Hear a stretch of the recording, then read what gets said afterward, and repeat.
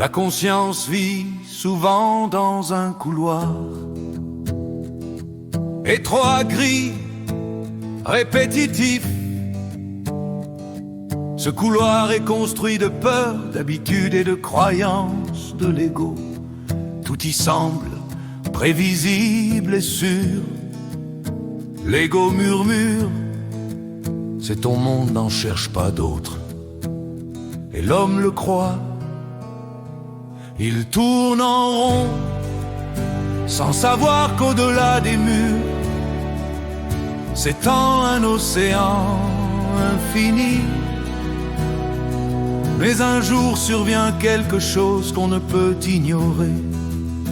Ce peut être une perte, une désillusion, la solitude, ou simplement un instant devant le miroir.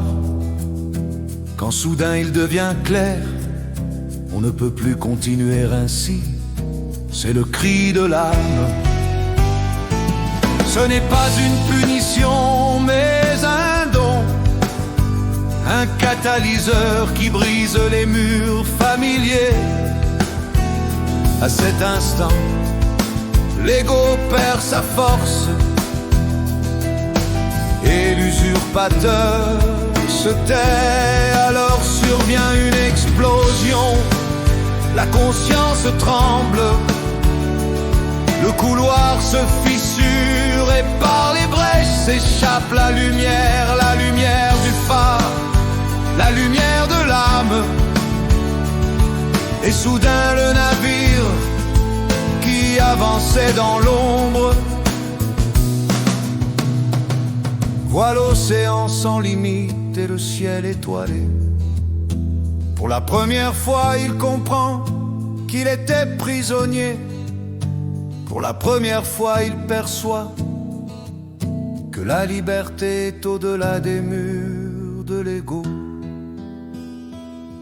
C'est cela, l'éveil de la conscience. Non pas une fin, mais un commencement.